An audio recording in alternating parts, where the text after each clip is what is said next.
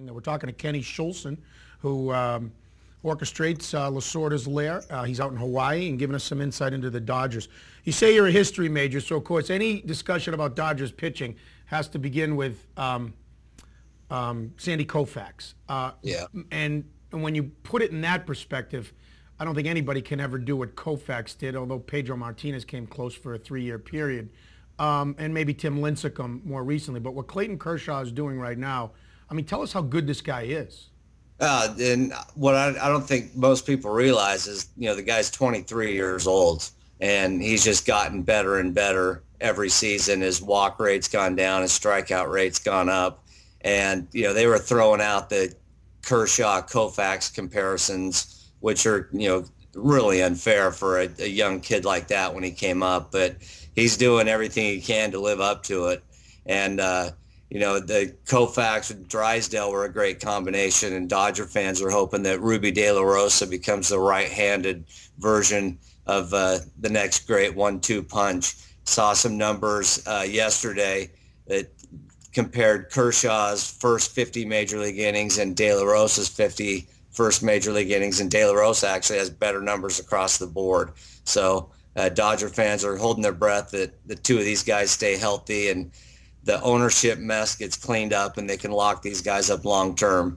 But Kershaw has just been dominant. The development of his off-speed stuff has really made his fastball, and he's just got that nasty curveball all that much better. He's just been fantastic. What's been, when you get a chance to watch a guy like Kershaw pitch every 5 days, what do Dodgers fans see that if the fans like us that don't get to see him pitch, what surprises people the most about him? I just think it's the maturity that he's developed on the mound at 23 years old. I mean, he's always had the 95-mile-an-hour fastball, and he could blow guys away when he wanted to, but he's learned how to pitch. He's moving up and down, in and out on hitters, using his off-speed stuff a lot more. And he's just a guy that every time he goes out, he could throw. Is like the guys you mentioned, Verlander and those guys. He's got no-hit stuff almost every time he goes out, and you almost expect 10 strikeouts in a complete game every time he throws. Now, you mentioned about signing him. Well, a couple things. First of all, found an article here on ESPN that a year ago, I think it was, he sat on a plane next to Sandy Koufax, and Koufax imparted some wisdom to Kershaw. If you're a Dodgers fan and you hear that, you're like, that makes me feel pretty good. Absolutely, yeah.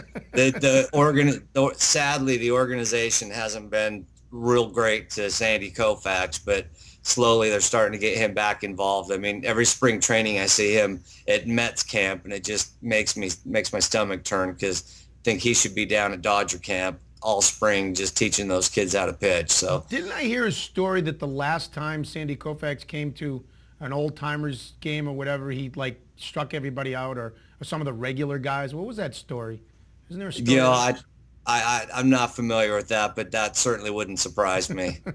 Well, you look at Kershaw, he's only 23 years old. You mentioned about the chances of signing him. Again, here in Boston, watching what Theo Epstein's done with the Red Sox, part of what the Red Sox have done a really good job of is, drafting and developing a lot of their young players, like the Yankees did in the late 90s, with Jeter and Mariano Rivera and Bernie Williams and all of them. The Red Sox have drafted, but then signed beyond their arbitration years and got some free agent years, guys like Pedroia, Lester, Buchholz, Euclid. They're trying to do that with Ellsbury now. You look at Kershaw, he's one of those guys. 3+ years in the major leagues. He's now arbitration eligible. He goes to arbitration, he's going to get, exponential numbers as they go forward. But I imagine if you're a Dodgers fan, you want to see a 5 or 6 year deal where they buy out a couple of his free agent years, don't you? Absolutely. I mean, you've just within the NL West, you've seen the Diamondbacks do that with Justin Upton. The Rockies did that with Tulowitzki and Carlos Gonzalez.